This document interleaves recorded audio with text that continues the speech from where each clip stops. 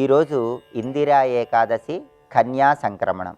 ఈ సందర్భంగా ఎలాంటి ముఖ్యమైన విధి విధానాలు పాటిస్తే సమస్త శుభాలు చేకూరతాయో నేటి శుభం లాభం అనే శీర్షికను పరిశీలిద్దాం. ప్రధానంగా భాద్రపద మాసంలో మహాలయ పక్షాల్లో పితృపక్షాల్లో వచ్చే ఏకాదశి ఇందిరా ఏకాదశి. కాబట్టి పితృదోషాలు, పితృశాపాలు వీటన్నిటి నుంచి బయటపడటానికి ఇందిరా ఏకాదశి సందర్భంగా రావి చెట్టు దగ్గర ఆవాల నూనె దీపాన్ని వెలిగించాలి. అలా వెలిగిస్తే ఇందిరా ఏకాదశి సందర్భంగా పితృదేవతల సంపూర్ణమైన అనుగ్రహం కలుగుతుంది. అలాగే ఈరోజు తులసి కోట దగ్గర ఉదయం పూట, సాయంకాలం పూట ఆవు నెయ్యి దీపాలు వెలిగించాలి. తులసి కోట చుట్టూ 11 ప్రదక్షిణలు చేయాలి. దీనివల్ల శ్రీ మహావిష్ణువు సంపూర్ణమైన అనుగ్రహం కలిగి వృత్తిపరంగా మంచి పురోభివృద్ధి సాధించవచ్చు.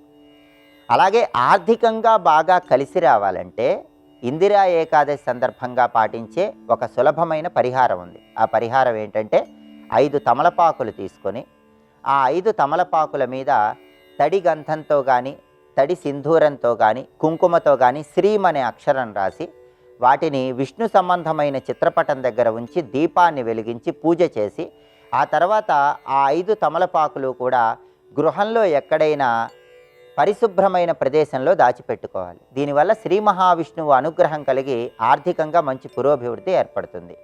లేదా అప్పుల సమస్యలు ఉన్నవాళ్ళు, వృధా ఖర్చుల సమస్యలు ఎక్కువగా ఉన్నవాళ్ళు ఈరోజు విష్ణుమూర్తిని పసుపచ్చటి పూలతో పూజ చేసి పసుపు రంగులో ఉన్న పండ్లు నైవేద్యంగా సమర్పించాలి. దీనివల్ల కూడా శ్రీ మహావిష్ణువు అనుగ్రహం కలిగి ఖర్చులు తగ్గి ఆదాయ మార్గాలు పెంపొందింపజేసుకోవచ్చు. అలాగే ఈరోజు గోమాతకి పచ్చగడ్డి ఆహారంగా తినిపించడం ద్వారా సమస్త శుభాలు చేకూరతాయి. ఇందిరా ఏకాదశి సందర్భంగా కొన్ని దానాలు ఇస్తే కూడా ఉత్తమ ఫలితాలు కలుగుతాయి. ఆ దానాలలో ముఖ్యమైన దానాలు ఏంటంటే కొబ్బరి దానం ఇస్తే మంచిది, నల్ల నువ్వులు దానం ఇస్తే మంచిది, బార్లీ గింజలు దానం ఇస్తే మంచిది. అలాగే ఈరోజు ఇందిరా ఏకాదశి సందర్భంగా తులసి మొక్క దానం ఇచ్చినా కూడా సమస్త శుభాలు చేకూరతాయి. ఈ దానాలలో ఏ దానం ఇచ్చినా కూడా విశేషమైన శుభ ఫలితాలను సిద్ధింపజేసుకోవచ్చు. ఇందిరా ఏకాదశి సందర్భంగా ఈ విధి విధానాలు పాటిస్తూ విష్ణు సంబంధమైన ఆలయంలో ధ్వజస్తంభం దగ్గర దీపాన్ని వెలిగించండి, సమస్త శుభాలు చేకూరతాయి. అలాగే ఈరోజు సాయంకాలం 5 గంటల 1 నిమిషానికి కన్యా సంక్రమణం జరుగుతోంది.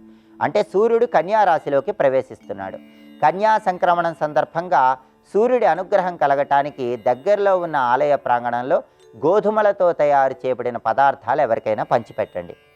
సూర్యుడికి అధిష్టాన దైవం విష్ణుమూర్తి కాబట్టి విష్ణు సంబంధమైన ఆలయం రాముడు, కృష్ణుడు, నరసింహస్వామి, వెంకటేశ్వర స్వామి ఇలా విష్ణు సంబంధమైన ఆలయ ప్రాంగణంలో గోధుమలతో తయారు చేయబడిన పదార్థాలు పంచిపెడితే కూడా కన్యా సంక్రమణం సందర్భంగా సూర్యుడి సంపూర్ణమైన అనుగ్రహం కలుగుతుంది. అలాగే మిత్ర, రవి, ఖగ, సూర్య, భాను, పూష, హిరణ్యగర్భ, మరీచి, ఆదిత్య, సవిత్రు, అర్క, భాస్కర ఈ 12 నామాలు ఇంట్లో దీపం పెట్టి చదువుకోండి. కన్యా సంక్రమణం సందర్భంగా సూర్యుడు అనుగ్రహిస్తాడు. అలాగే స్నానం చేసేటప్పుడు కూడా ఎరుపు రంగు పుష్పాలు నీళ్ళలో కలుపుకొని ఆ నీళ్ళతో స్నానం చేస్తూ ఓం సవిత్రే నమః అని 12 సార్లు అనుకోవటం ద్వారా కూడా సూర్యుడి అనుగ్రహానికి పాత్రలై సమస్త శుభాలను అందిపుచ్చుకోవచ్చు. ఇందిరా ఏకాదశి, కన్యా సంక్రమణం సందర్భంగా ఈ విధి విధానాలు పాటించి విశేషమైన శుభ ఫలితాలు సిద్ధింపజేసుకోండి.